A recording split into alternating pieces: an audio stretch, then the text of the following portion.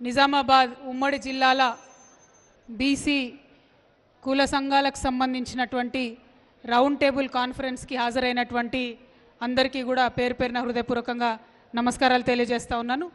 మరి యునైటెడ్ పూలే ప్రింట్ తెలంగాణ జాగృతి ఆధ్వర్యంలో అన్ని జిల్లాలలో రౌండ్ టేబుల్ సమావేశాలు ఏర్పాటు చేసుకుంటూ ప్రతి కుల సంఘానితో కూడా మాట్లాడుతూ ప్రతి ఒక్కరి అభిప్రాయాన్ని సేకరిస్తూ ఆ అభిప్రాయాన్ని ప్రభుత్వానికి అర్థమయ్యేటట్లుగా మన డిమాండ్లన్నీ కూడా వినిపిస్తూ మరి బీసీలకు సంబంధించి చట్టసభల్లో ఒక మంచి బిల్లు చేసేటటువంటి అవకాశం వచ్చింది. కాబట్టి ఆ బిల్లు చేసినప్పుడు మరి మన అందరి యొక్క ఇంట్రెస్ట్లు ఏవైతే ఉంటాయో ప్రతి కమ్యూనిటీకి సంబంధించిన ఇంట్రెస్ట్ ఏదైతే ఉంటుందో అవన్నీ కాపాడబడే విధంగా ప్రయత్నం చేయడం జరిగింది. ఆ విషయం మీ అందరికి కూడా తెలుసు. ఇవాళ ఈ వేదికకు అధ్యక్షత వహించినటువంటి సభకు ప్రారంభ ఉపన్యాసం చేసినటువంటి బొల్ల శివశంకర్ గారికి, అట్లానే స్థానిక నాయకురాలు సుమిత్రానంద్ గారికి, తమ్ముడు సంపత్ గౌడ్ గారికి, అట్లానే విజయేంద్రన్న గారికి, కాసాని వీరేష్ గారికి, భాస్కర్ యాదవ్ గారికి, అయాచితం శ్రీధర్ సార్కి, మన ఎల్లారెడ్డి మాజీ శాసనసభ్యులు గౌరవనీయులు అన్న సురేందర్ అన్న గారికి, మా తమ్ముడు dynamic young leader Bajireddy Jagan గారికి, మన బాన్స్వాడ నియోజకవర్గం అన్న జుబేర్ అన్న గారికి, అట్లనే నరేష్ గారికి, మారయ్య గారికి, డిసిఎంఎస్ మాజీ మా మోహన్ అన్న గారికి, కొట్టాల యాదగిరి గారికి, మన ఆరెకటిక సంఘం సురేంద్ర అన్న గారికి, ఎంబీసీ సంఘాలను మరి ఒకతాటిని నడిపిస్తున్నటువంటి అన్న వీరన్న గారికి, మరి అట్లానే రజక సంఘం నుంచి వచ్చినటువంటి కుమారస్వామి గారికి, సాల్వాచారి గారికి, మా గోపు సదానందం అన్న గారికి, మా తమ్ముడు శ్రవణ్ గారికి, మంజుల గారికి, అట్లానే బాజా లలిత గారికి, అశోక్ యాదవ్ గారికి, నాయి బ్రాహ్మణ సంఘ రాష్ట్ర అధ్యక్షులు బాలన్న గారికి, ఉస్మానియా యూనివర్సిటీ తమ్ముడు లింగ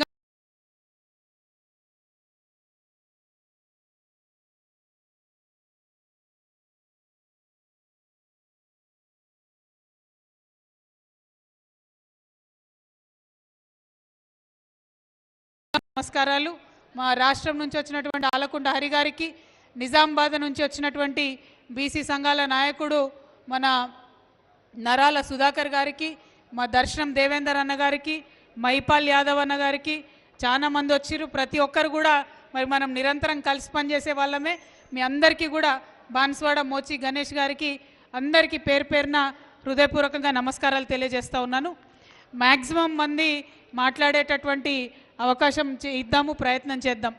అయితే ఇవాళ ఇక్కడ విషయం ఏంటిది అంటే, తెలంగాణ రాష్ట్రం సాధించుకునే ముందే మనం అనుకున్నాం మన రాష్ట్రం వస్తే సబ్బండ వర్ణాలు చల్లగుంటాయి, అందరికీ కూడా వృత్తి పనులు చేసుకునే వాళ్ళకైనా ఇంకే పనులు చేసుకునే వాళ్ళకైనా ప్రతి ఒక్కరికి కూడా అండగా ఉండేటట్టు రాష్ట్రం ఏర్పడిన తర్వాత సౌలత్ అవుతుందని చెప్పి మనం అనుకోవడం జరిగింది.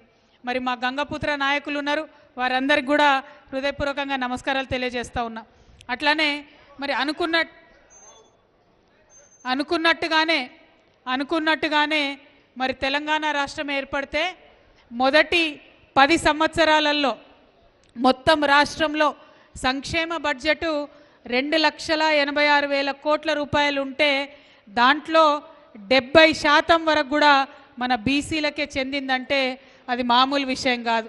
అంటే దాదాపుగా 1,55,000 కోట్ల పైచీలకు కూడా బీసీ సోదరి మనులందరికీ కూడా అన్ని రూపాలలో తెలంగాణ రాష్ట్రం ఏర్పడ్డ 10 సంవత్సరాల్లో మనం ఇచ్చుకోవడం జరిగింది. అట్లానే ఆనాడు ఎగతాళి చేసిండ్రు మనం కుల వృత్తుల్ని బలోపేతం చేస్తుంటే, కానీ పోయిన సంవత్సర కాలంగా చూస్తున్నాం కుల వృత్తుల పరిస్థితి ఎట్లయిందన్నటువంటి విషయం ఇవాళ అర్థమవుతున్నటువంటి పరిస్థితి ఉన్నది. మరి అట్లానే నాయకత్వం, బీసీ నాయకత్వం బలపడాలంటే తెలంగాణ రాష్ట్రం ఏర్పడ్డ తర్వాత 5 మంది రాజ్యసభ సభ్యులను బీసీలను మనం ఢిల్లీకి పంపించుకోవడం జరిగింది. 8 మంది ఎమ్మెల్సీలను ఇచ్చుకోవడం జరిగింది. కార్పొరేషన్ చైర్మన్లు 58 మంది కార్పొరేషన్ చైర్మన్లను బీసీ నాయకులకు ఇచ్చుకున్నాం.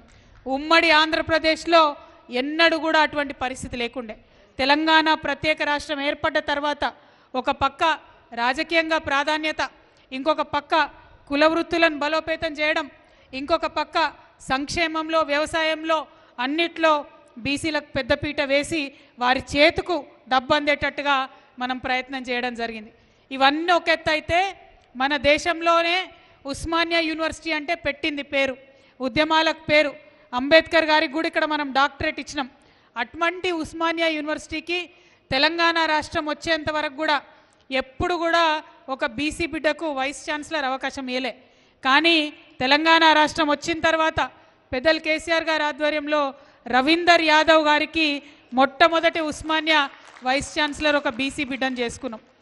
అట్లనే మరి అడ్వకేట్ జనరల్గా ఎవరు ముఖ్యమంత్రి అయినా కూడా అడ్వకేట్ జనరల్ అంటే వాళ్ళ కులమోలనో ఇంటి మనిషినో పెట్టుకుంటారు తప్పితే వేరే వాళ్ళకి ఇవ్వరు. కానీ కేసీఆర్ గారు తెలంగాణ రాష్ట్రం వచ్చిన తర్వాత బీసీలు అంటే మా ఇంటి బిడ్డలే అని చెప్పి భావించి మరి ప్రసాద్ గారిని అడ్వకేట్ జనరల్గా ఆనాడు ఒక బీసీ బిడ్డను మొదటిసారి తెలుగు రాష్ట్రాల చరిత్రలో ఇవ్వడం జరిగింది. అట్లానే ఒక అడుగు ముందుకేసి ఇంటెలిజెన్స్ ఆఫీసర్ ఉంటాడు డీజీ, ఆ డీజీని కూడా వేరే వాళ్ళకి ఇయ్యరు. కానీ ఒక దళిత బిడ్డకు డీజీపీ ఇంటెలిజెన్స్గా ఇచ్చినటువంటి నాయకుడు కేసీఆర్ గారు. అంటే తెలంగాణ రాష్ట్రం ఏర్పాటైనాక సబ్బండ వర్ణాలను కలుపుకొని ముందుకు తీసుకుపోవడం అంటే అన్నిట్లో కూడా ప్రాధాన్యత ఇచ్చుకుంటూ మనం ముందుకు పోవడం జరిగింది. ఆ ఒరవడి కొనసాగాలని చెప్పి మనం కొట్లాడుతున్నాం.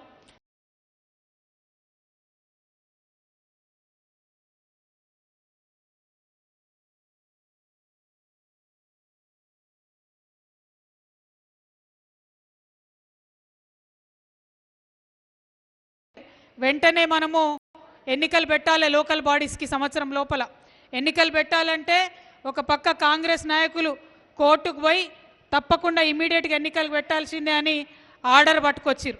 అంతకుముందు ఉమ్మడి ఆంధ్రప్రదేశ్లో ఏం చేసిండ్రు, మేము ఇట్లనే కంటిన్యూ చేస్తాం, 50% లోపలనే ఉండాలి అంటే బీసీలకు 27% రిజర్వేషన్ లోకల్ బాడీస్లో అని ఉమ్మడి ఆంధ్రప్రదేశ్లో ఒక ఆర్డర్ ఉన్నది. దాంట్లో ఏం చేయలేని పరిస్థితి ఉండే. ఆనాడు కేసీఆర్ గారు ముంగట 2 ఆప్షన్స్ ఉండే. అయితే బీసీలకు రిజర్వేషన్ ఇవ్వకుండా లోకల్ బాడీస్ కోవాలి, లేకపోతే 27% రిజర్వేషన్ ఇవ్వాలి. దాంతో 34% బీసీలకు రిజర్వేషన్ ఇవ్వాలని నిర్ణయం తీసుకొని ఆనాడు కేసీఆర్ గారు ముందుకు పోవడం జరిగింది. ఆ తర్వాత ఏం జరిగింది, ఇప్పుడు ప్రభుత్వంలో కేంద్రంలో అధికారంలో ఉన్న Bharatiya Janata party EWS reservation అని పెట్టింది. అంటే అగ్రవర్ణాల్లో ఉన్నటువంటి పేదవారి కోసం 10% రిజర్వేషన్ అని భారతీయ జనతా పార్టీ పెట్టింది. పెట్టినప్పుడు వాళ్ళు ఏం చేసిండ్రు, మరి మొత్తం కోర్టుకు సుప్రీంకోర్టులో కూడా ఎవరు కేసు వేసే ఆస్కారం లేకుండా రాజ్యాంగాన్ని సవరించి అన్ని రాష్ట్రాలలో 50% పైచిల్కి ఉన్నా కూడా ఇబ్బంది లేదు, ఈడబ్ల్యూఎస్ రిజర్వేషన్ ఇవ్వాలి అని వాళ్ళు రాజ్యాంగంలో మార్పు తీసుకొని వచ్చినారు. దాంతో ఇప్పుడు ఏం జరిగింది, మన భారతదేశంలో ఉన్న 9 రాష్ట్రాలలో 50% పైచిల్కు ఆల్రెడీ మనం రిజర్వేషన్ ఇచ్చుకుంటున్నాం. ఇవాళటి రోజు మన తెలంగాణ రాష్ట్రంలో కూడా 54% మనం రిజర్వేషన్ ఇచ్చుకుంటున్నటువంటి పరిస్థితి ఉన్నది. అంటే ఎప్పుడైతే ఈ అవకాశం వచ్చిందో ఆనాటి నుండే మరి మనం తెలంగాణ జాగృతి నుండి, బీఆర్ఎస్ నుండి, యునైటెడ్ పూలే ఫ్రంట్ నుండి ఒక ఉద్యమం తీసుకొని ముందుకు పోయినాం. ఏమని, ఇగో కామారెడ్డి పట్టణంలో మరి కాంగ్రెస్ పార్టీ వాళ్ళు వచ్చి మేము మీకు 42% రిజర్వేషన్ ఇస్తామని చెప్పిండ్రు. ఇప్పుడు ఈడబ్ల్యూఎస్ రిజర్వేషన్ పేరుతోని కేంద్రం 50% కోటాను బద్దలు కొట్టింది. కాబట్టి మీరు చెప్పినట్టుగా కామారెడ్డి డిక్లరేషన్ అమలు చేయండి అని చెప్పి రాష్ట్ర ప్రభుత్వం మీద ఒత్తిడి తీసుకొని మనం గత సంవత్సరంన్నర కాలంగా కూడా ఉద్యమ బాటలో ముందున్నాం. ఆ విషయం మీ అందరికీ తెలుసు. నాకు తెలిసి ఇది 28వ 29వ సభ మనం బీసీల కోసం పెట్టేటటువంటిది. 1 కాదు 2 కాదు, అన్ని జిల్లాలు చుట్టినాం, అన్ని యూనివర్సిటీలలో సభలు పెట్టుకుంటున్నాం. అందరినీ కూడా మేల్కొల్పుతూ అన్ని ప్రాంతాల్లో ఉన్నటువంటి కుల సంఘ నాయకులందరికీ కూడా మరి ఎందుకు ఇవాళ అడుగుతున్నామనే విషయాన్ని వివరించుకుంటూ ముందుకు వస్తున్నాం. ఆనాడు కోర్టు ఉండే, అడ్డం ఉండే, 50% క్యాప్ ఉండే. ఇప్పుడు ఇవాళటి రోజు కూడా 54% మన రాష్ట్రంలో అమలవుతుంది. కాబట్టి బీసీలకు ఖచ్చితంగా రిజర్వేషన్ అమలు చేసే అవకాశం ఈ రాష్ట్ర ప్రభుత్వానికి ఉంది. మరి మనం ఒత్తిడి చేయడంతో ఏమైంది, అంతకుముందు లెక్క పెట్టాలి, కులగణన చేయాలంటే కూడా చేయని పరిస్థితి ఉండే. అందుకని మనం కోర్టుకు పోయినాం. కోర్టు నుంచి ఒక ఆర్డర్ వచ్చింది, ఖచ్చితంగా మీరు ఒక డెడికేటెడ్ కమిషన్ వేయండి, ఆ కమిషన్ ద్వారా లెక్క పెట్టండి, లెక్క పెట్టి మీరు బిల్లు పెట్టండి అని వచ్చింది. వస్తే ఈ ప్రభుత్వం లెక్క పెట్టింది. మరి లెక్కలు చక్కగా చేసిరా? మనందరం కూడా అనుమానపడ్డాం. ఎవరింటికి రాలేదు, ఎవరిని సరిగ్గా అడగలేదు, ఏం లెక్కలు చేసిరని. మనం అనుకున్నట్టే బీసీల జనాభా తగ్గించారు, ఓసీల జనాభా ఎక్కువ చేసి చూపించారు. మనం ఏమంటున్నాం, కేసీఆర్ గారు ఉన్నప్పుడు సకల కుటుంబ సర్వే చేసి, సమగ్ర కుటుంబ సర్వే చేసి అది బాజాప్తా మనం ఓపెన్గా వెబ్సైట్లో పెట్టినాం. ఏమంటారు కాంగ్రెస్ పార్టీ నాయకులు, మీరు వెబ్సైట్లో పెట్టినరు, అసెంబ్లీలో పెట్టలే అన్నారు. వెబ్సైట్లో పెట్టినా అసెంబ్లీలో పెట్టినా మరి అది ప్రభుత్వం నుంచి పెట్టిన ఖర్చు, ప్రభుత్వ ఆఫీసర్లు చేసిన లెక్క, మరి అదేమో తప్పు లెక్క అంటున్నారు. పోనీ సరే, కేసీఆర్ గారు 52% బీసీలు ఉన్నారంటే అది తప్పు లెక్క అంటున్నారు. మరి మీరు చేసిన కరెక్ట్ లెక్క ఏందో ఇప్పుడు చెప్పుండ్రి.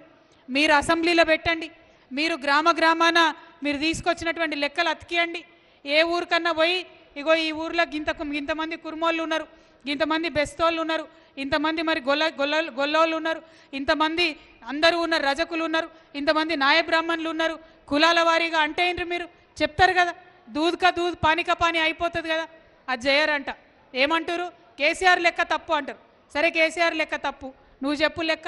ఇప్పుడు మీరు అసెంబ్లీలో పెట్టండి. నిన్న మొన్న అసెంబ్లీలో కూడా ఎన్నిసార్లు అడిగినా మరి డెడికేటెడ్ కమిషన్ రిపోర్ట్ అసెంబ్లీలో పెడతలేరు, కులగణన చేసిన వివరాలు కూడా అసెంబ్లీలో పెడతలేరు.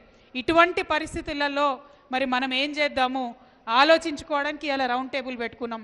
ఏదైతే కామారెడ్డిలో డిక్లరేషన్ చేసిండ్రో, సిద్దిరామయ్య గారు అని పక్క రాష్ట్రం ముఖ్యమంత్రి ఉంటారు, ఆయనను తీసుకొచ్చి ఏదైతే డిక్లరేషన్ చేసిండ్రో మరి ఆ డిక్లరేషన్నే అమలు చేయమని మేము డిమాండ్ చేస్తూ ఉన్నాం. ఇవాళ ఆ డిక్లరేషన్లో చెప్పినట్టు 42% రిజర్వేషన్ ఇవ్వండి, అమలు చేయండి. అట్లానే బీసీలలో కూడా బాగా అత్యంత వెనుకబడినటువంటి కులాలు ఉంటాయి, ఎంబీసీ కులాలు అంటారు.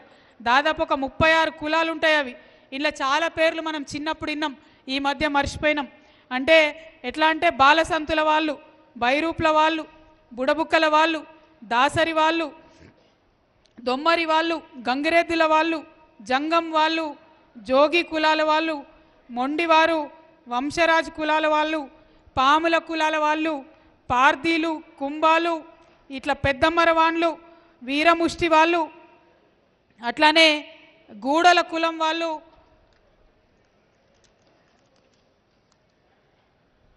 మన కంజార కులం వాళ్ళు, మొండిపట్ట వాళ్ళు, నొక్కారు వాళ్ళు, పనికి మొగ్గల వాళ్ళు, యాట వాళ్ళు, చొప్పమరి వాళ్ళు, జైకాడి వాళ్ళు, పాట్రా, రాజన్నల వాళ్ళు, పాలయేకిరి వాళ్ళు, మందుల వాళ్ళు, ఏమైనా ఇన్నట్టు గుర్తున్నాయా? జోసి నందిన వాళ్ళు, కూనపులి వాళ్ళు, శిక్షగారు వాళ్ళు, బుక్కయ్య వాళ్ళు, గోత్రాల వాళ్ళు, కషికపాడి వాళ్ళు, సిద్ధుల వాళ్ళు, అట్లానే కేసీఆర్ గారు ఈ లిస్టులోకి చేర్చి మోస్ట్ బ్యాక్వర్డ్ కమ్యూనిటీస్ లిస్ట్ అని చేసిర్రు. ఈ మోస్ట్ బ్యాక్వర్డ్ కమ్యూనిటీస్కి ఇదే కామారెడ్డిలో మరొక సపరేట్ మంత్రిని పెడతామని చెప్పి ఈ కాంగ్రెస్ నాయకులు చెప్పినారు. మరి ఆ మంత్రికి సంబంధించి ఇంతవరకు కూడా వాళ్ళు మాట్లాడతలేనటువంటి పరిస్థితి ఉంది. మరి ఇటువంటి చిన్న చిన్న కులాల వాళ్ళకు కూడా మనం వాయిస్ ఇవ్వాలి. ఇగో ఇదే కామారెడ్డిలా పాముల వాళ్ళని ఉంటారు, వాళ్ళను మనం తీసుకుపోయి ఖమ్మంలో, హైదరాబాదులో పెద్ద పెద్ద మహాసభలు అయితే అక్కడ మాట్లాడించినాం. ఎందుకోసం చెప్తున్నామంటే మనం తెలంగాణ ఉద్యమం చేసిందే బడుగు బలహీన బహుజనులందరూ కూడా బాగుండాలని చేసినాం. ఇవాళ ఆనాడు తెలంగాణ సాధించుకున్నాం, మంచిగా ముందుకు పోయినాం అభివృద్ధిలో. ఇవాళ సామాజిక తెలంగాణను కూడా చాలా బలిష్టంగా గట్టిగా చేసుకోవాల్సినటువంటి అవసరం ఉంది. కాబట్టి ఈ రాజకీయంగా, విద్యాపరంగా, ఉద్యోగపరంగా రిజర్వేషన్లు రావాలని చెప్పి మనం డిమాండ్ చేస్తూ ఉన్నాం. మొదలు వాళ్ళు కామారెడ్డి డిక్లరేషన్లో ఓన్లీ రాజకీయంగా రిజర్వేషన్లు ఇస్తామని చెప్పారు 42%. కానీ ఎప్పుడైతే మనందరం ఉద్యమం చేసుకుంటూ ముందుకు పోయినామో మనం 3 బిల్లులు పెట్టాలని అడిగినాం. రాజకీయాల్లో ఇవ్వండి, విద్యలో ఇవ్వండి, ఉద్యోగాలలో ఇవ్వండి అని అడిగినాం. మనం పెట్టిన ఒత్తిడికి తలొగ్గి 2 బిల్లులు అసెంబ్లీలో పెట్టిండ్రు. ఒకటి రాజకీయంగా, ఇంకోటి విద్యా ఉద్యోగాలకు కలిపి పెట్టిర్రు. దానివల్ల లాభం ఏమవుతుందంటే ఇక్కడికి వచ్చిన మీరందరూ కూడా నాయకులే, మీరందరు చెప్తే వేల మంది మీ కులాలలో వినేవాళ్ళు ఉంటారు. కాబట్టి మీరు ఖచ్చితంగా వాళ్ళకి చెప్పాలి. ఇట్లా విడివిడిగా బిల్లులు పెట్టడంతో ఎవరన్నా కోర్టుకు పోతే విద్యా ఉద్యోగాలల్లో ఇబ్బంది లేకుండా ముందుకెళ్ళే అవకాశం ఉంటుంది. రాజకీయంగా ముందుకెళ్లే అవకాశం ఉంటుంది. అందుకని డిమాండ్ చేసినాం. మన ఒత్తిడికి తల ఒగ్గి ప్రభుత్వం ఆ బిల్లులు పెట్టడం జరిగింది. ఇవాళ ఈ కామారెడ్డి మహాసభలో మేము రౌండ్ టేబుల్ కాన్ఫరెన్స్లో మేము డిమాండ్ చేసేది ఒకటి మీరు చేసినటువంటి జనాభా లెక్కలను గ్రామ పంచాయతీల వారీగా అతికించండి. 2 మీరు చేసినామని చెప్తున్నటువంటి జనాభా లెక్కలను అసెంబ్లీలో పెట్టండి. 3 డెడికేటెడ్ కమిషన్ ఏదైతే రిపోర్ట్ ఇచ్చిండ్రో దాన్ని మీరు ఏర్పాటు మాకు పబ్లిక్లో పెట్టండి. దాన్ని బయటికి ఇవ్వండి. ఆ రిపోర్ట్ ఏం చెప్పిందో చెప్పండి. 4 మీరు బిల్లు పెట్టిండ్రు 42%, మేమందరం కూడా మద్దతు ఇచ్చినాం. అందుకే ఇవాళ బిల్లు పాస్ అయింది. మరి ఆ పాస్ అయిన బిల్లు గవర్నర్ దగ్గర ఉన్నదా, రాష్ట్రపతి దగ్గరికి పోయిందా, ఏం జరుగుతుంది, ఆ బిల్లు ఎక్కడుంది? బీజేపీ కాంగ్రెస్ పార్టీ ఇద్దరు కలిసి తెలంగాణ బీసీలకు జవాబు ఇవ్వాల్సినటువంటి అవసరం ఉన్నది. ఇక్కడ బీజేపీకి సంబంధించినటువంటి శాసనసభ్యులు ఉన్నారు, గౌరవనీయులు వెంకట్రామరెడ్డి గారు. వారిని నేను కోరుతా ఉన్నా, మీరు దయచేసి ఒత్తిడి తీసుకురండి మీ బీజేపీ పార్టీ మీద. మా కామారెడ్డిలోనే డిక్లరేషన్ అయింది కాబట్టి ఇక్కడ నుంచి బీసీలకు రిజర్వేషన్కి బిల్లు పాస్ అయింది. దాన్ని రాష్ట్రపతి ఒప్పుకోవాలి, గవర్నర్ అనుమతి ఇవ్వాలని చెప్పి ఒత్తిడి తీసుకొని రావాలని కామారెడ్డి ఎమ్మెల్యే గారిని కూడా నేను డిమాండ్ చేస్తూ ఉన్నా. మరి ఈ అంశాలన్నీ కూడా సాధించుకొని మనం ముందుకెళ్ళాలి. కాబట్టి వీటన్నిటి మీద కూడా మీ అభిప్రాయాలు చెప్పవలసిందిగా మిగతా కుల సంఘ నాయకులందరినీ కూడా నేను కోరుతా ఉన్నాను. మరి నేను మీ దగ్గర సెలవు తీసుకుంటా. పేరున మీకు అవకాశం ఇస్తాము. 2-3 నిమిషాలల్లో మీరు చెప్పాలనుకున్న పాయింట్ స్ట్రైట్గా దయచేసి చెప్పవలసిందిగా మీ అందరినీ కూడా కోరుతూ మీ దగ్గర నేను సెలవు తీసుకుంటున్నా. Thank you. జై తెలంగాణ, జై తెలంగాణ.